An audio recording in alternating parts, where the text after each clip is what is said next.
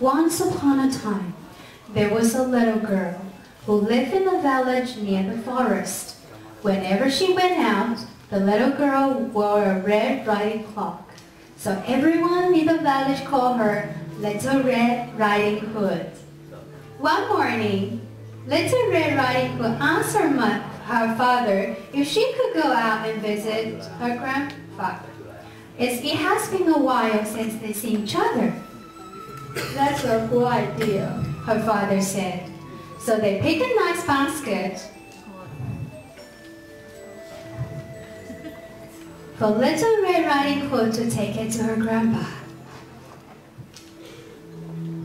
When the basket was ready, the little girl put on her red cloak.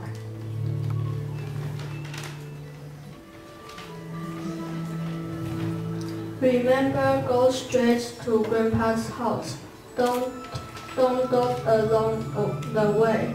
And please don't talk to strangers. The woods are dangerous. Don't worry, Daddy. I will be careful.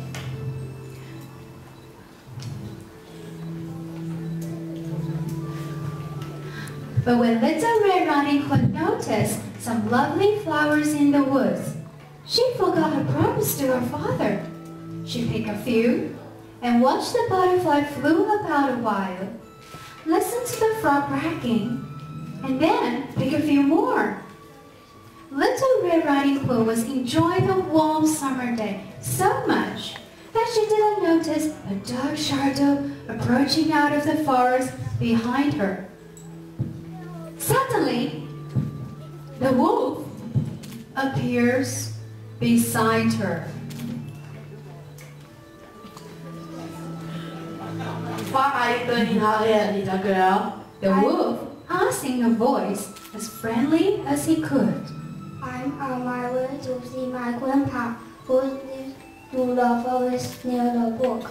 Then she realized how late she was. I'm sorry. And quickly whisked herself, rushing down the path to her grandpa's house. The wolf, in the meantime, took a shortcut.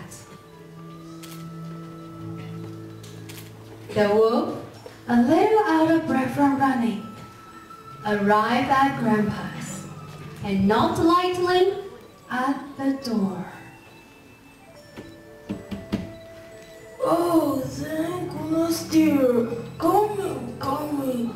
I will already see that something happened to you in the forest, said Grandpa, thinking that the knock was his granddaughter. The wolf let himself in. Poor Grandpa did not have another time to say another word before the wolf grabbed him up. The wolf let out a satisfied bird.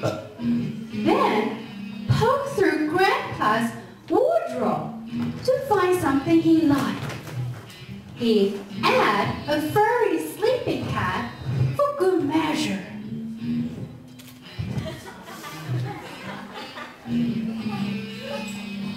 Dibble some Grandpa's perfume behind his pokey ears. A few minutes later, Red Riding Hood knocked on the door. The wolf jumped into the bed and pulled the cover over his nose. Who is it? It's me, Little Red Riding Hood. Oh, how lovely. Come in, my dear. When Little Red Riding Hood entered the little cottage, she could barely recognize her grandpa. Grandpa, your voice sounds so out. Is something matter? She asked. Oh, I have time for a cold. But Grandpa, what is eyes you have?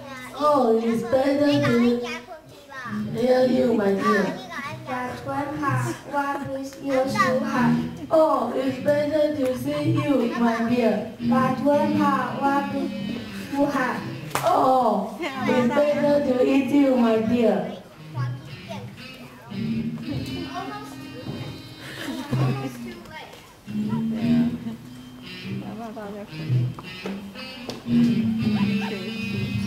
almost too late, Little Red Riding Hood noticed the person in the bed wasn't his grandpa, but a hungry wolf.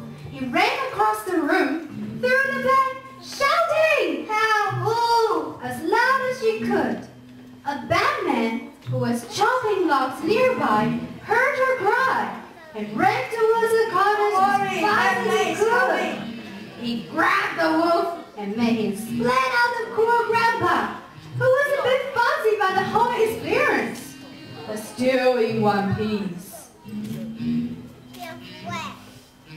Grandpa, I was so scared. I will never speak to Jojo or Tayo in the forest again.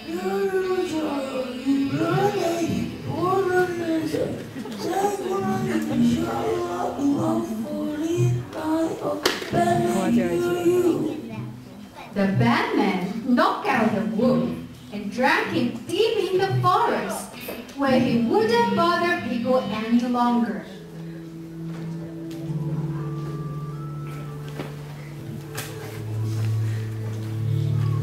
Little Red Riding Hood and her grandpa had a nice lunch and a long chat.